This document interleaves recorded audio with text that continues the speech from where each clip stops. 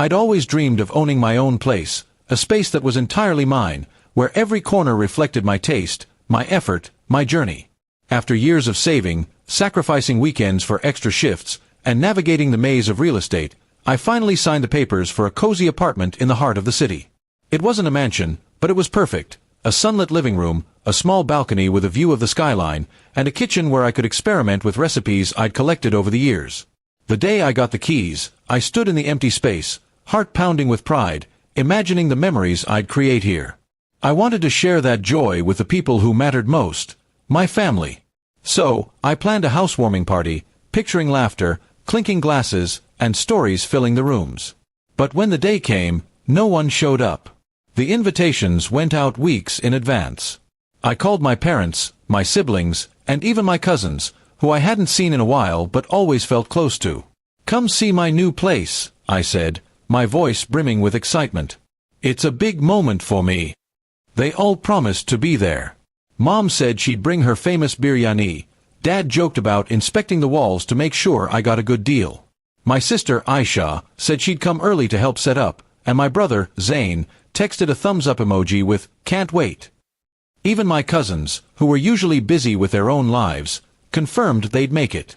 I spent days planning, cleaning every surface until it sparkled, arranging fairy lights on the balcony, and setting up a playlist of everyone's favorite songs. I cooked for hours, samosas, chicken karahi, and a chocolate cake I'd practiced baking twice to get just right. The table was a feast, colorful and inviting, ready for the people I loved. The party was set for 6 p.m. on a Saturday.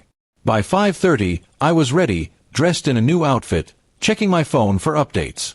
I texted Aisha, "You on your way?" No reply. I called Mom, but it went to voicemail. Maybe they're stuck in traffic, I thought. The city's roads were unpredictable. I waited, rearranging plates, adjusting the lights, refreshing the playlist. 6 o'clock came and went. The apartment was silent except for the hum of the fridge. I checked my phone again. Nothing. By 6:30, I started to worry. What if something happened? I called Zain. No answer. I texted my cousins. No response. I paced the living room, the smell of food filling the air, now feeling more like a reminder of my anticipation than a promise of celebration.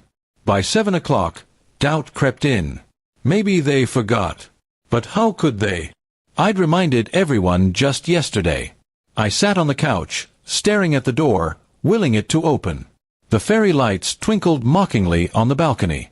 I tried to stay positive. Maybe they were planning a surprise, all showing up together to make a grand entrance. I laughed at the thought, clinging to it. But 8 o'clock rolled around, and the apartment remained empty.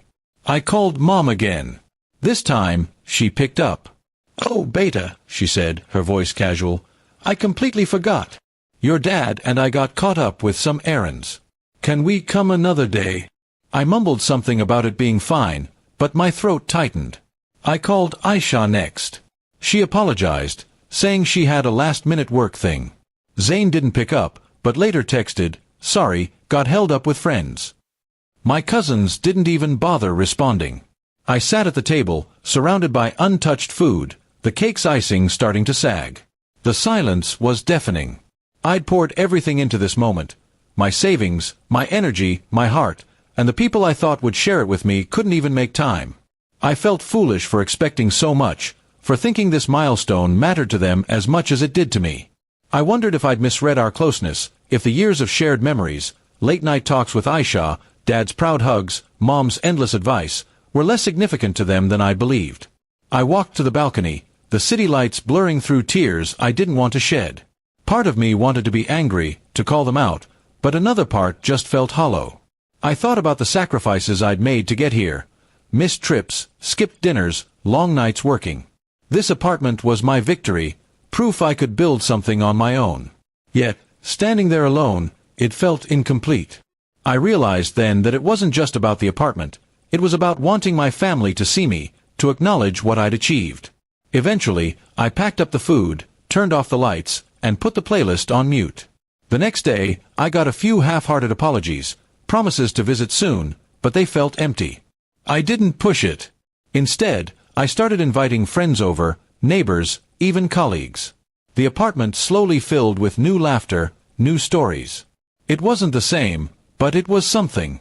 I learned to celebrate my victories, even if the people I expected to cheer loudest weren't there. The apartment became my home, not because of who showed up, but because of the life I was building within it.